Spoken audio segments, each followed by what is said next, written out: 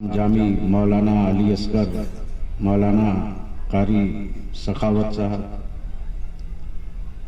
मौलाना शहादत बरकाती साहब। जो आलिम जहां है वहीं लगा है, जो नौजवान जहां है वहीं लगा है।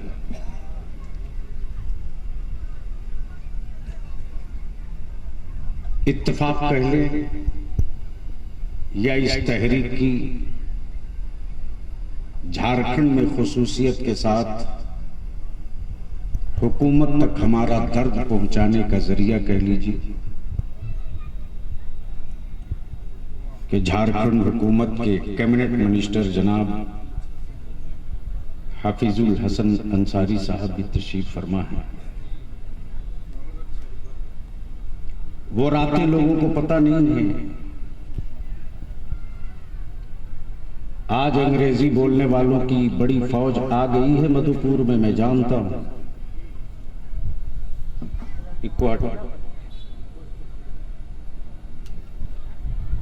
लेकिन वो दिन कम ही लोगों को पता है जब देवघर से कोई बड़ा पेट वाला आता था और हमारे लोगों को हड़का लेता था। बड़ी मुश्किलों से गवाह हैं मुबीन साहब।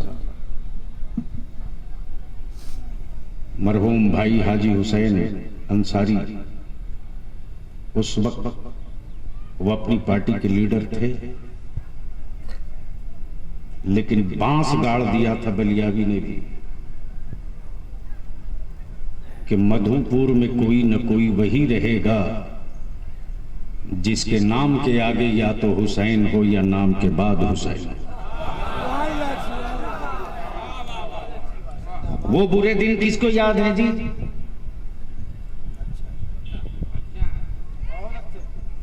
कहां गए वो शोरमा जब बिरादरी के नाम लेकर के मेरे बच्चों को गालियां दी जाती थी?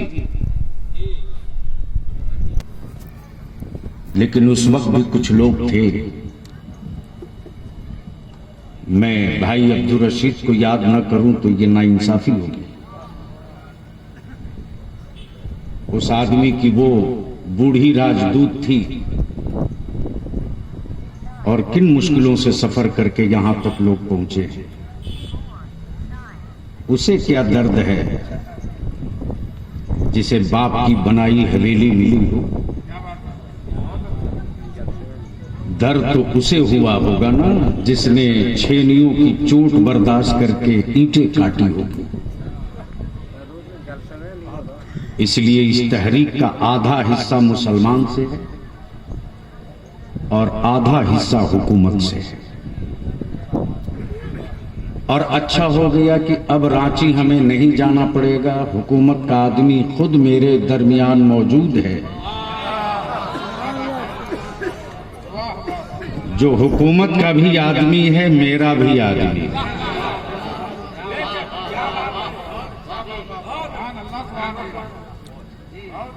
और हफीजुल बाबू मैं याद दिला दूं,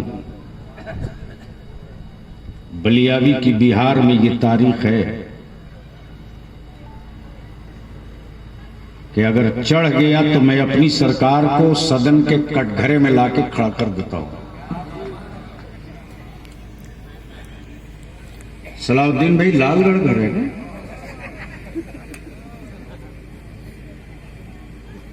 बड़े प्यार से इन्होंने बोला मौलाना 50,000 रुपया लेता है। कभी ये तौफीक हुई कि आपको 5,000 रुपया देकर अपने इमाम से मिलाद पढ़वा लो?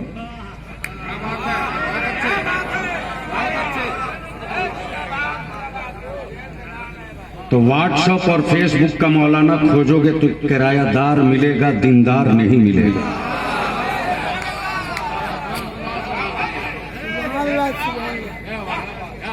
लेकिन मुझे फख्र है अपनी इस जमात पर, चाहे दिलबर शाही हो कि हबीबुल्लाह फैजी हो कि अल्लामा निसार साहब हो कि डॉक्टर अब्दुल्ला अकरुल कादरी हो कि अल्लामा सलाहुद्दीन हो। मालूम है आपको, जहाज की टिकट करा करा करके ये हमारे सारे लोग अपना प्रोग्राम छोड़ करके अपनी नस्लों की इस तहरीक में खुद शरीक हो रहे हैं। ये एहसास नहीं है? आज से 27 साल पहले इसी लालगढ़ में संगरा मैदान में बारिश कह रही थी, आसमान कह रहा था कि हम टिकने नहीं देंगे, और कादरी कह रहे थे कि याद तेरे कलेजे में कितना दम है, बरस कर दिखा, मैं तुझसे भी निपट लेंगे। वो तारीख भी लिखा है हमारी ही जमात के उलमा ने। मेरे पास एक लंबी लिस्ट है, उस लिस्ट को पढ़ूं तो चूंकि नाज़मी इजलास ने जो वक्त दिया है, अब मुश्किल से 20 मिनट बचा है, और इसी 20 मिनट में अपनी बात कर लेंगे। जहेज और तिलक पर, रस्म पर सारी गुफ्तगू मेरे उलमा से आप सुन चुके हैं। बलियाबी से थोड़ी देर आपको बर्दाश्त करके सुननी होगी। बलियाबी की औलादों का दर्द नहीं है, बलियाबी की रोटी का सवाल नहीं है, और फेसबुक पर चुगली करने वाले हरामखोरों बलियाबी राजनीति का मोहताज भी नहीं है। ये रईसुल कलम का पाला हुआ है रे। भारत के जिस इलाके में बांस गाड़ देगा, उखाड़ने के लिए बाजुओं में ताकत चाहिए।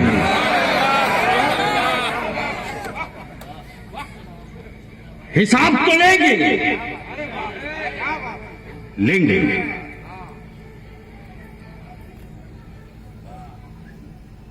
जब हमको मुख्यमंत्री नीतीश कुमार से हिसाब लेने में वक्त नहीं लगता, लेकिन अफसोस है कि तुम अपने लोगों की बात नहीं सुनते हो, उनकी बात सुनते हो जो तुझसे दरी बिछवाता है। आबादी तेरी 19% झारखंड में कितनी नहीं मालूम,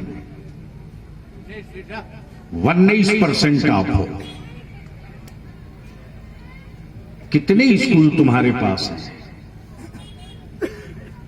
कितने कॉलेजेस तुम्हारे पास हैं? हफीजुल बाबू, कल मैं थोड़ी देर के लिए जगदीशपुर रुका हूं।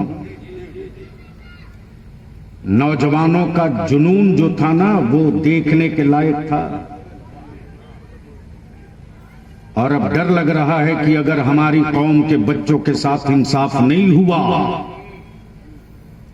तो दुनिया सत्ता के लिए कहीं जा सकती है, तो मुसलमान अपने बच्चों के मुस्तकबिल के लिए भी कहीं जा सकता है। अब दिलासों पर हम जिंदा नहीं रहेंगे। तो आज मैं आपकी तकरीर के लिए नहीं खड़ा हूं, मैं तो आपसे खड़ा हुआ हूं कि क्या आप इस तहरीक का हिस्सा बनना चाहते हैं कि नहीं बनना चाहते?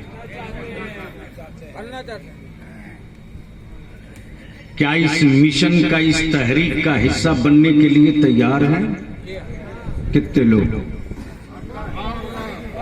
जबरदस्ती नहीं, उठाए रखिए, उठाए रखिए, उठाए रखिए, उठाए रखिए, मुट्ठी बांध के, नीचे नहीं। तैयार हैं? जोर से बोलो, आवाज दो चारों तरफ से। तैयार हैं? तैयार हैं? मिशन के लिए जेल जाना पड़ेगा तो चलोगे? औलादों के मुस्तकबिल के लिए रांची जाना पड़ेगा तो चलोगे? अपनी औलादों के लिए हुकूमत से टकराना पड़ेगा तो टकराओगे? अब यहां से शुरू होता है भैया।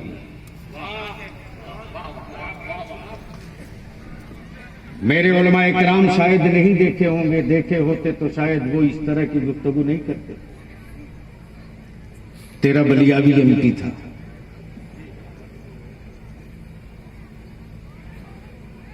इसी चतरा के बगल में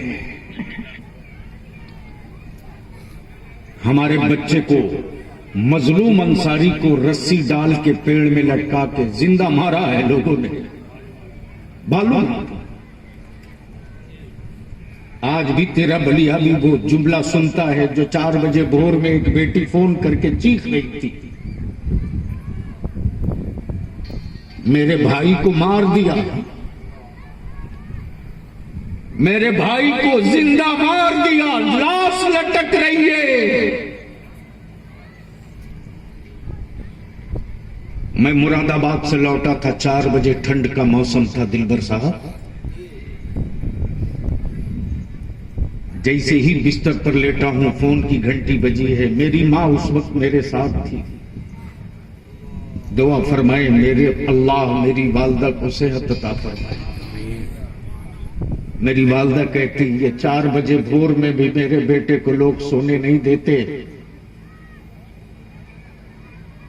उस वक्त मैंने कहा अम्मा ऐसा नहीं बोली, कड़ाके की ठंड में 4 बजे कोई जरूर मुसीबत में आपके बेटे को ढूंढ रहा होगा। दिन भर लाश पड़ी रही, पूरा दिन लाश पड़ी रही। मैंने अपने छोटे भाई मौलाना कुतुबुद्दीन को फोन किया, पता कीजिए ये लोकेशन कहां है, ये जगह कहां है। 7 बजे मैं पहुंच गया। हामिद अंसारी साहब राष्ट्रपति थे, उपराष्ट्रपति। मैंने कहा हामिद साहब अगर आज बलियाबी को पार्लियामेंट में बोलने से आपने रोका तो मैं कहने आया हूं कि आज पार्लियामेंट में बलियाबी कुछ भी कर सकता है।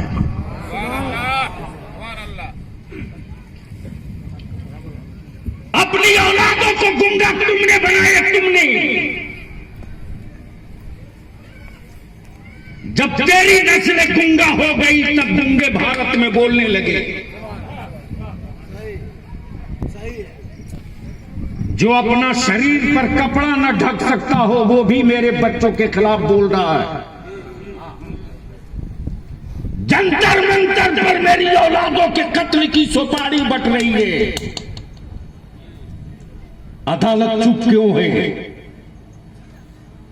पुलिस वर्दी पहनकर तमाशा क्यों देख रही है? जो चाहे हमारे बच्चों को दहशतगर्द कह के जेल में डाल दे, जो चाहे मेरी टोपी दाढ़ी देखकर मुझको जिहादी और आतंकवादी कह दे। ये सेकुलर कहलाने वाले कब बोलेंगे? कब बोलेंगे? क्यों नहीं आवाज निकलती? क्या हम घास थे भारत में जो निकल गए? क्या हम जंगली पौधे थे जो निकल गए? क्या भारत की आजादी में मेरे बाप दादा का खून नहीं गिरा? तो बलियाबी कहते नागपुर के गुंडों, भारत के लाल किला की दीवार पढ़ लो, भारत के इंडिया गेट की दीवार पढ़ लो। तेरे बाप का नाम उतना नहीं लिखा है जितना मेरे बाप का नाम है।